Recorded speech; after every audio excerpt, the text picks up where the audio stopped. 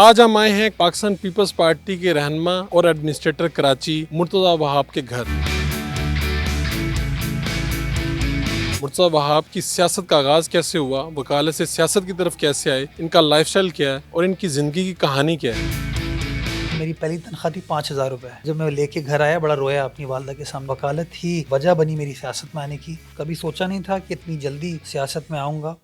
Urdu point کی videos دیکھنے کے لیے ہمارا چینل سبسکرائب کیجیے اور بیل کے آئیکن پر کلک کیجیے تاکہ آپ ہماری تمام آنے والی ویڈیوز سے باخبر رہ سکیں۔ آج ہم آئے ہیں کراچی ڈیفنس میں پاکستان پیپلز پارٹی کے رہنما اور ایڈمنسٹریٹر کراچی مرتضی وہاب کے گھر۔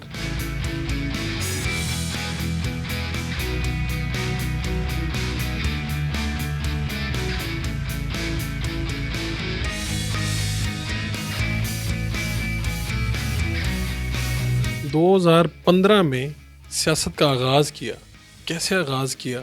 والدہ سیاست میں تھیں، آپ وکالت سے سیاست کی طرف کیسے آ گئے؟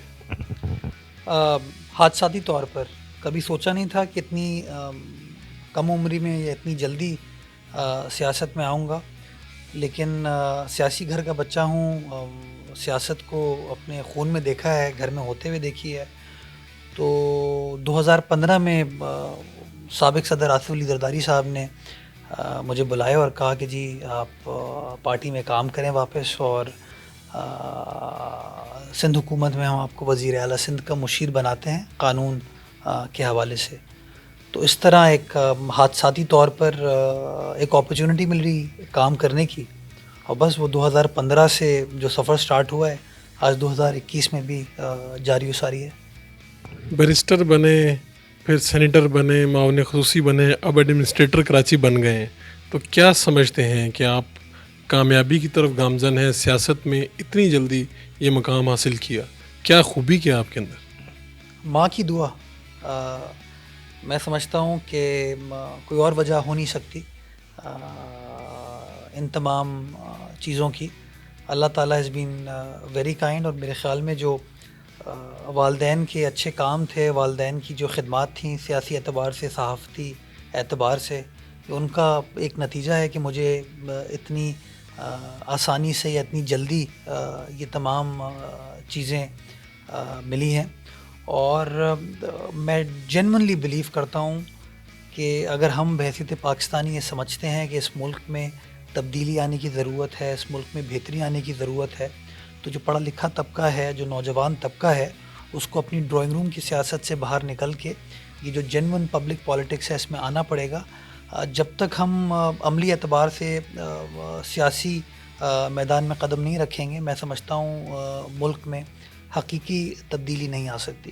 تو بحیثیت پاکستانی میں سمجھتا ہوں کہ جو لوگ بھی، آپ کا جو بھی سیاسی سوچ ہو، ہم کو اس بات پہ آپ کنونس ہونا چاہیے کہ ایجنٹ آف چینج جو ہے وہ پولیٹیکل پروسیس ہوگا، وہ سیاسی پروسیس ہوگا، وہ سوشل سیکٹر کے ذریعے، کسی این جی او کے ذریعے بیٹھ کے ہم چھوٹے لیول پر تو کام کر سکتے ہیں، لیکن اگر آپ بڑے لیول پر اپنے پورے ضلع میں، اپنے شہر میں، اپنے صوبے، اپنے ملک میں بہتری کا کام کرنا چاہتے ہیں تو اس کے لیے سیاسی سفر بہت ضروری ہے۔ آپ کی والدہ فوزیہ وہاب پاکستان پیپلز پارٹی کی سینئر رہنما تھیں اور فرنٹ فٹ پہ کھیلتی تھیں ہمیشہ، کیا آپ نے کبھی سوچا تھا کہ آپ اس طرح سے سیاست میں آئیں گے؟ میرے خیال میں سوچا تو تھا، جیسا کہ میں نے پہلے کہا کہ چونکہ سیاسی گھر کا بچہ ہوں، سیاست کو بڑے قریب سے ہوتے ہوئے دیکھا ہے، تو سیاست فیسینیٹ ضرور کرتی تھی، لیکن کبھی یہ نہیں سوچا تھا کہ اتنی جلدی سیاست میں آ جاؤں گا اور اتنی جلدی اللہ تعالیٰ مختلف منزلوں کو طے کرائے گا۔ لیکن ہاں، یہ چیز بڑی کلیئر تھی کہ سیاست ایک ہمارے لیے اٹریکٹیو پوائنٹ تھا، اور جیسا کہ میں نے بتایا کہ میں کنونسڈ ہوں کہ اگر ہمیں اپنے آنے والے مستقبل کے لیے، اپنے بچوں کے لیے ایک بہتر پاکستان چاہیے، ایک پروگریسو بیلنس پاکستان چاہیے، ایک ایسا پاکستان جس کے اندر ہر شہری کے جو حقوق ہیں وہ محفوظ ہوں، تو بجائے اس کے میں ایکسپیکٹ کروں کہ فرخ سارا کام کرے گا، تھوڑا سا کام مجھے خود بھی کرنے کی ضرورت ہے۔ اور جس دن یہ ہر شہری یہ سوچ لے کہ ہم سب کو کچھ نہ کچھ کنٹریبیوٹ کرنا ہے اس ملک کی بہتری کے لیے، تو چیزیں بہتر ہو سکتی ہیں۔ وکالت کا آغاز کیا تو معمولی سا کام تھا، اور پھر نام بھی بن گیا اور پھر مقام بھی بن گیا۔ کہ آج بھی آپ کا یہ وکالت والا کام تو اب نہیں کرتے. اب وکالت کیا حالات اور کیا سمجھتے ہیں کہ اگر سیاست نہ کرتے تو وکالت میں اس سے بھی آگے جاتے؟ میں نے جی وکالت 2008 میں سٹارٹ کی تھی. میری پہلی تنخواہ تھی 5,000 روپے. مجھے آج بھی یاد ہے کہ وہ جو 5,000 روپے کا چیک تو نہیں تھا, کیش ملا تھا ایک لفافے میں. تو جب میں لے کے گھر آیا بڑا رویا اپنی والدہ کے سامنے کہ میں نے اتنی محنت کی, پڑھائی لکھائی کی, اور یہ تو بڑا ان ریوارڈنگ پروفیشن ہے. بٹ والدہ نے کہا نہیں, آپ کام کریں, اچھی نیت کے ساتھ کام کریں, اللہ تعالیٰ خود راستے بنائے گا. پھر آہستہ آہستہ وہ 5,000 روپے بڑھنے شروع ہوئے, اور الحمدللہ اپنا دفتر اسٹیبلش کیا. ایک چھوٹی سی جگہ پہ پہلے اسٹیبلش کیا, پھر اللہ تعالیٰ نے آسانی کی, دفتر بڑھتے گئے, اسٹاف بڑھتا گیا, ٹیم بڑھتی گئی. ایک اچھی پریکٹس ہے. میں نے پڑھایا بھی ہے. میں ایس ایم لاء کالج میں اور زیبس میں کمپنی لاء میں نے تقریباً کوئی 5 سال پڑھایا ہے. تو بنیادی جو دال روٹی ہے وہ وکالت کے ذریعے ہم نے حاصل کی. وکالت ہی میں سمجھتا ہوں وجہ بنی میری سیاست میں آنے کی. پاکستان پیپلز پارٹی کے بارے میں ایک تاثر ہے عام کہ شاید یہ کرپشن بہت زیادہ کرتے ہیں اور اربوں کے ساسے ہوتے ہیں. آپ کی والدہ ایک لمبے عرصے تک سیاست میں رہیں, خود آپ کی پوسٹ پہ ہیں اس وقت, تو کتنے اربوں کے ساسے بنائے؟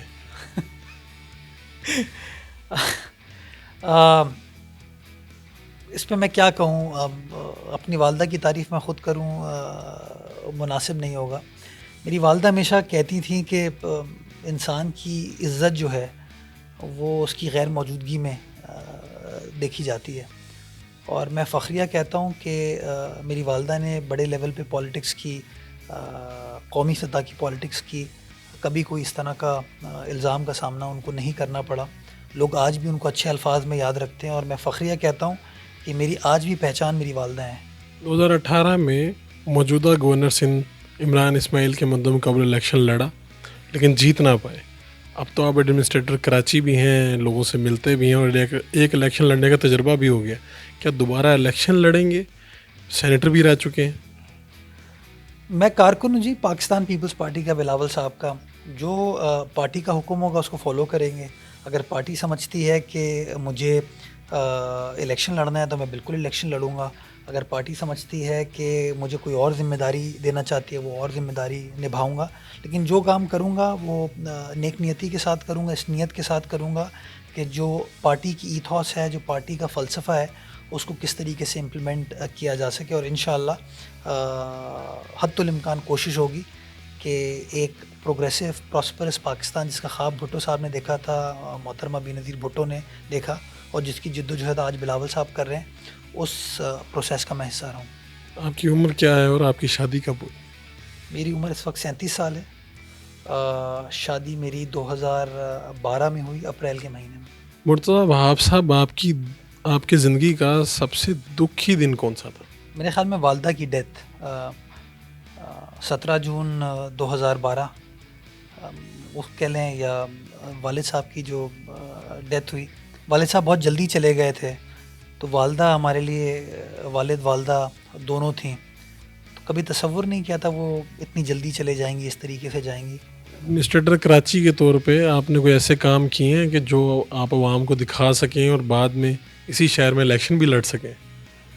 کام ایڈمنسٹریٹر کا اتنا لمبا چونکہ ٹائم پیریڈ نہیں ہوتا, تو کوئی سبسٹینشیل لینڈ مارک چینج تو آپ نہیں کر سکتے, بٹ آپ چیزوں کو صحیح ڈائریکشن میں لے جا سکتے ہیں. اور بہت سارے اس طرح کے ریفارمز ہم نے کے ایم سی میں کرنے کی کوشش کی ہیں. کراچی والوں کو ان کی اربن سپیسز واپس ڈیولپ کرنے کا, تاکہ وہ اپنی کھلی فضا میں جا کے انجوائے کر سکے, ان کو ڈیولپ کرنے کا ایک پروسیس سٹارٹ کیا. اور ایک بڑا ڈفرینٹ کام جو کہ کسی زمانے میں جب میں چھوٹا تھا تو ایک ڈرائیو ان سنیما ہوتا تھا کراچی شہر کے اندر, اور لوگ جاتے تھے اپنے خاندان کے ساتھ, گھر والوں کے ساتھ, اور وہ جا کے کھلی فضا میں موویز دیکھتے تھے. وہ بدقسمتی کے ساتھ بند ہو گیا. تو اب کووڈ کے دن تھے, چیزوں کے اوپر ریسٹرکشن تھی, تو ہم نے فیصلہ کیا کہ کیوں نہ کے ایم سی اس طرح کا کام کرے. تو میں آپ کو لے کے چلتا ہوں, ایک ہم نے سن سیٹ سنیما کے نام سے ایک فیسلٹی اسٹیبلش کی ہے یہاں کراچی شہر میں, اور لوگ آتے ہیں, فیملیز آتی ہیں, انجوائے کرتے ہیں, ایک بڑا خوبصورت سما ہوتا ہے. تو میں نہیں کہوں گا, آپ کو دکھاتا ہوں, آپ کا کیمرہ دکھائے گا لوگوں کو.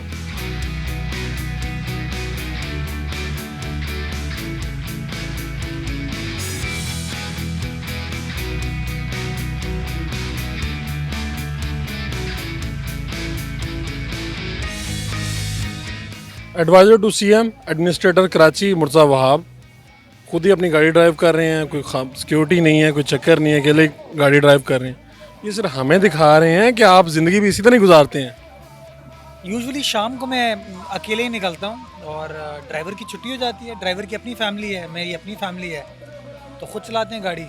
बट दिन में अगर कोई सियासी मसरूफियत है, कोई काम है, तो उसके अंदर स्टाफ साथ होता है, और लेकिन जैसे हैं वैसे हैं, बनावट नहीं है। ये जंगल में मंगल, ये क्या चल रहा है यहाँ पे? सनसेट सिनेमा है, ये क्या कॉन्सेप्ट है और आपका अपना आइडिया है और किस तरह से इस तरफ आए? ये फ़र्रुख जो इंटरेस्टिंग चीज़ है कि माजी में जो चीज़ें शहर में थी वो बंद कर दी गई। हमने उन चीज़ों को खोलने का एक प्रोसेस स्टार्ट किया। जो पब्लिक स्पेसेस थी जो कि शहरियों के लिए बंद थी, उनको एक बार फिर खोल रहे हैं। तो हमने फिर केएमसी ने वापस ये काम स्टार्ट किया कि एक ओपन जगह थी, पार्किंग स्पेस थी, तो यहाँ कोई 150 गाड़ियाँ खड़ी हो सकती हैं। बड़ी स्क्रीन हमने लगा दी है और लोग आते हैं और फैमिलीज़ आती हैं, लोग आते हैं, एंजॉय करते हैं, खाना शाना खाते हैं, मूवी एंजॉय करते हैं। तो एक बड़ी ज़बरदस्त चीज़ है। और इसी के बराबर में हमने एक बड़ा खूबसूरत जंगल भी बनाया है। हमने प्लांटेशन की है तकरीबन कोई 20 एकड़ ज़मीन के ऊपर। तो एक बड़ा अच्छा एटमॉस्फेयर होता है। 1000 रुपये एंट्री है पर गाड़ी। तो लोग आते हैं घर वालों के साथ, दोस्तों के साथ, और खूब एंजॉय करते हैं, हल्ला गुल्ला करते हैं, मूवीज़ को एंजॉय करते हैं। सियासत की कोई ऐसी बात जो आपको बहुत बुरी लगती हो, अगर आपको कहा जाए कि यार ये बात जिसकी वजह से मुझे सियासत बहुत बुरी लगती है? आई थिंक कभी कभार बेजा तनकीद जो होती है, पॉलिटिकल पॉइंट स्कोरिंग जो होती है, मैं समझता हूँ वो गलत है। कुछ चीज़ों पे हम समझते हैं कि आपको नीचा दिखाने से का फ़ायदा है। मैं समझता हूँ कभी कभार जब आप उन ओहदों की बेहुरमती करते हैं, उसका नुकसान फिर इन द लॉन्ग रन आपको भी होता है और पूरी कौम को होता है। जिसकी बेहतरीन मिसाल धरना है। जब इमरान खान साहब ने बिल फाड़े थे, जलाए थे, और इमरान खान साहब ने कहा था टैक्स नहीं पे करना पाकिस्तानियों, तो आज वही इमरान खान साहब जब वज़ीर आज़म बन गए तो कहते हैं यार लोग टैक्स नहीं पे करते, लोग बिल नहीं पे करते। तो कहते हैं ना दुनिया गोल है, what goes around comes around. तो थोड़ा सा मुझे ऐसा लगता है कि सियासत में लोगों को ये सोचना चाहिए कि कभी कभार कोई पेटी इंटरेस्ट के चक्कर में आप लॉन्ग टर्म कोई नुकसान पहुंचा देते हैं। कभी आपको भी लगता है कि आपके कुछ बयानात ऐसे होते हैं कि बड़े सख्त होते हैं और आपको बाद में एहसास हुआ होगा यार ये मैंने क्या बातें कर दी? होता है कभी कभार, लेकिन मैं कोशिश ये करता हूँ कभी ऐसी बात ना करूँ जिसका नुकसान पाकिस्तान को। बिलावल भुट्टो साहब की वो खूबियाँ जो कौम को नज़र नहीं आ रही, जो और लोगों को नहीं पता, और आप कह रहे हैं कि यार ये खूबियाँ दो जला लोगों की नज़रों से, वो क्या है? मैं समझता हूँ वो लोगों को नज़र आती हैं, लेकिन मैंने ख़ुद जो उनको ज़ाती तौर पर देखा कि एक बहुत ही बहादुर आदमी है, वो जेन्युइनली बहादुर आदमी है। और दूसरा गरीब दोस्त आदमी है, जो गरीब के लिए जेन्युइन मोहब्बत जो है ना, मुझे उनके अंदर नज़र आती है। और इसके अंदर कोई दिखावा नहीं है, जेन्युइनली उनके अंदर चीज़ नज़र आती है। और मैं समझता हूँ ये दो बड़े एसेंशियल चीज़ें हैं कि अगर लीडर बहादुर हो, जुर्रत वाला हो, और गरीब से, आवाम से प्यार करने वाला हो, ये बड़ी आइडियल कॉम्बिनेशन है। मुर्तज़ा वहाब साहब की ज़िंदगी की सबसे बड़ी ख्वाहिश क्या है? सबसे बड़ी ख्वाहिश एक ऐसा पाकिस्तान देखना जहाँ पर जो गरीब के हालात हैं ना, वो ये वाले हालात ना हो। मैं आपको बताऊं फ़र्रुख, कल हमने यहीं सनसेट सिनेमा पे एक स्पेशल शो ऑर्गेनाइज़ किया सरकारी स्कूल के बच्चों के लिए। क्योंकि अमीर का बच्चा तो ये चीज़ें कर सकता है, सिनेमा जा सकता है, गरीब आदमी का बच्चा नहीं जा सकता। तो हमने उन स्कूल के बच्चों को यहाँ पर बुलाया और कोई 600-700 बच्चे बच्चियाँ थे यहाँ पे, और उनके चेहरे पे जो स्पार्कल था जब वो मूवी देख रहे थे ना, जो खुशी थी जब उन्होंने पॉपकॉर्न यहाँ पर खाए, मतलब वो एक दिल को छुआ। मैं बच्चों को देख रहा था, उनके जूते प्रॉपरली पॉलिश नहीं थे, किसी ने मोज़े पहने थे, किसी ने नहीं पहने थे, और तकलीफ़ हुई। वो पाकिस्तान मज़ा तब आएगा कि ऐसा पाकिस्तान हो जहाँ शहरियों के पास ये यकसा हुकूक हो। एक ऐसा पाकिस्तान हो जहाँ पर इस लेवल की गुर्बत ना हो, तब मज़ा आएगा। आपका बहुत बहुत शुक्रिया। बहुत शुक्रिया, आपने मौका दिया।